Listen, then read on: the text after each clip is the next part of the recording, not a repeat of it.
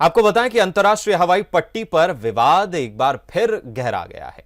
इस गर्मा गर्मी में बल्ह पहुंचे पूर्व मुख्यमंत्री जयराम ठाकुर का बयान सामने आया, जिसमें जयराम ने कहा कि कुछ लोग जो हैं वो अफवाहें फैला रहे हैं कि एयरपोर्ट को कहीं और जगह जो है वो किसी और जगह बनाया जाएगा। पूरा हिमाचल हमारा है, लेकिन मैं नहीं समझता कि अगर ये एयरपोर्ट यहां नहीं बन सकता तो कहीं भी ये एयरपोर्ट नहीं बन सकता।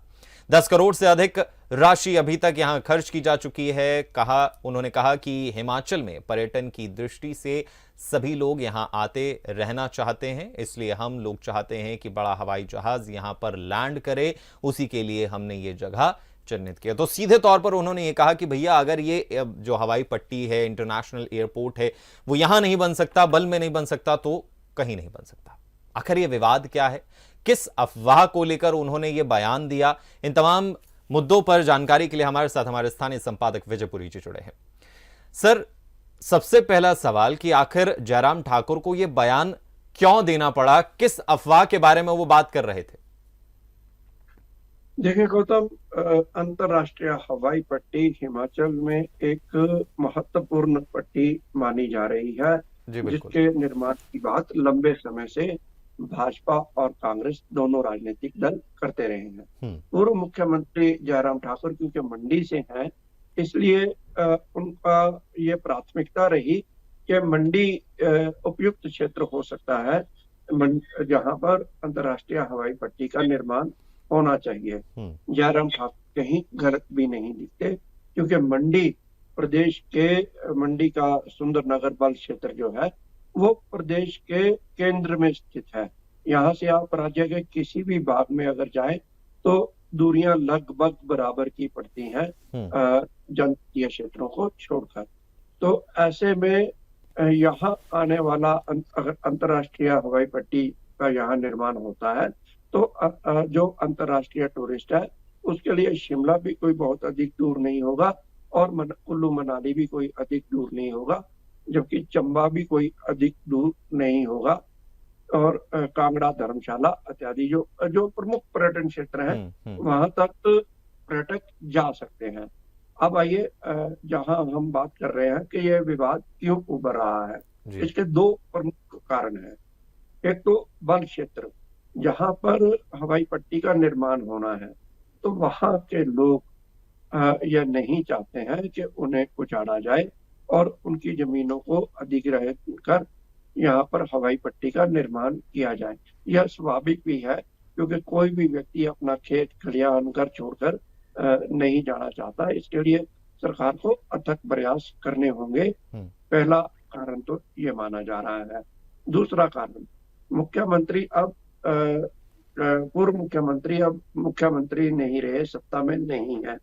ऐसे में वह लोग जो यह कहते थे कि अंतर्राष्ट्रीय हवाई पट्टी को मुख्यमंत्री अपने गृह जिले में बना रहे हैं, तो अब कुछ राजनीतिक स्तर पर हल्का विरोध होना शुरू हुआ है। लेकिन यह विरोध ऐसा नहीं है कि प्रदेश हित की भावना को दरकिनार करते हुए किया जाए। इसलिए अगर अनुमतियां मिलती हैं तो हवाई पट्टी का निर्माण मंडी में ही होगा, यह तय है। तीसरा, एक केंद्रीय सर्वे एजेंसी ने यह कहा है कि यहाँ पर हवाई पट्टी ना बनाई जाए क्योंकि सोशली यहाँ विरोध हो रहा है। तो ऐसे में इसको भी इग्नोर किया जा सकता है, इसमें कोई मतभेद वाली बात नहीं है।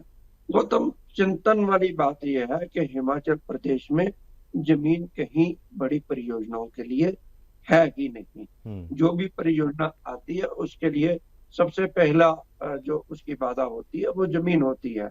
किसी भी परियोजना को ले लीजिए, आपको उदाहरण के तौर पर मैं बताता हूँ कि 13 साल से हिमाचल प्रदेश में जो धर्मशाला में केंद्रीय विश्वविद्यालय का निर्माण इस कारण लटका हुआ है कि राज्य सरकार अभी तक जमीन उपलब्ध नहीं करवा पाई है।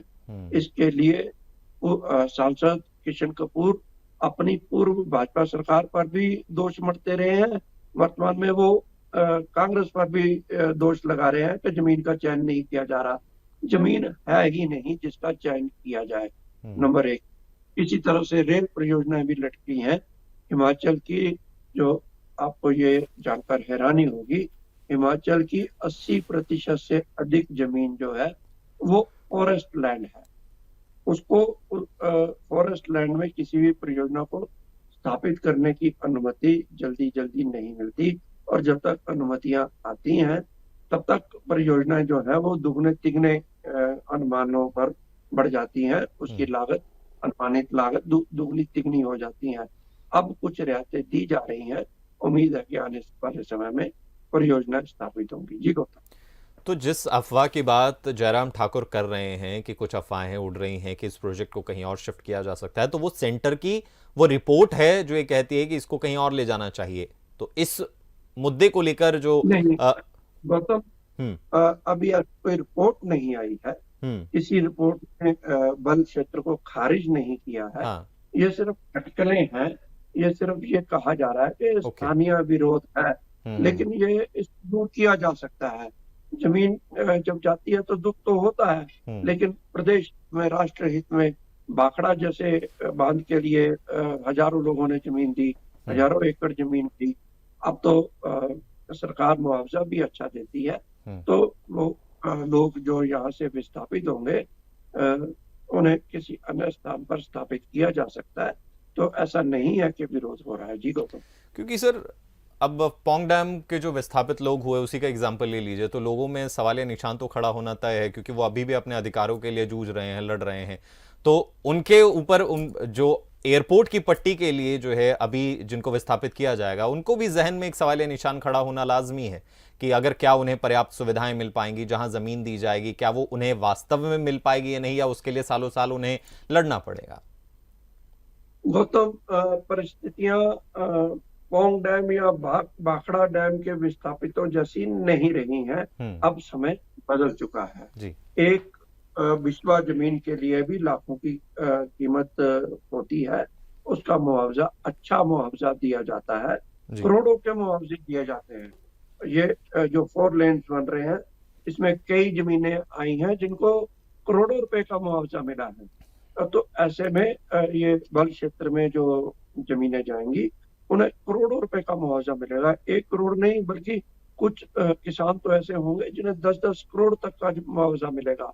तो वो अपनी जमीनों को देकर कहीं और जमीनें खरीद सकते हैं। भाखड़ा और पौंग डैम की बात कुछ और थी। उन्हें जमीन का मुआवजा न देकर उन्हें कहीं और जमीनें देने का ऐलान किया गया था, जिसको लेकर अभी तक विवाद है और वो विस्थापित है। अब तो सीधे नकद भुगतान किया जाता है और उसके बाद वो लोग कहीं भी जमीन खरीद सकते हैं। जी गौतम। तो यानी कि अब मोटा मोटा समझना चाहें तो ये सिर्फ अफवाहें हैं कि इस प्रोजेक्ट को कहीं और ले जाया जा रहा है। ये प्रोजेक्ट वहीं पर, अभी तक की स्थिति में ये प्रोजेक्ट वहीं पर बनेगा जहां पर ये प्रस्तावित किया गया था, यानी कि मंडी के जी वन में। गौतम, मैं इस लाइन से बिल्कुल सहमत हूँ पूर्व मुख्यमंत्री जयराम ठाकुर की इस लाइन से कि अगर वन क्षेत्र उपयुक्त नहीं हो सकता तो कहीं और बन भी नहीं सकता, क्योंकि मुझे भी दिखाई नहीं देता कि हिमाचल प्रदेश के किसी अन्य स्थान पर ऐसी सीधी जमीन हो, ऐसे जमीन का टुकड़ा इतना लंबा, कई किलोमीटर में इतना लंबा टुकड़ा हो, जिसमें अंतर्राष्ट्रीय स्तर पर की हवाई पट्टी बन सके, बड़े प्लेन बोइंग जैसे जहाज उतर सके। तो ऐसे में ये कहना उचित है, और जयराम ठाकुर का एक सीधा अर्थ भी है और उनकी बात सही भी है कि बल क्षेत्र के अलावा हिमाचल में कोई और स्थान इतना उपयुक्त नहीं हो सकता। जी गौतम। शुक्रिया सर तमाम जानकारी के लिए। अब देखना यही होगा कि ये प्रोजेक्ट जो है वो किस तरीके से आगे बढ़ता है। जो नहीं चाहते अपनी ज़मीन देना, उन्हें सरकार किस तरीके से समझाती है और कब तक ये इंटरनेशनल एयरपोर्ट बनकर तैयार होता है।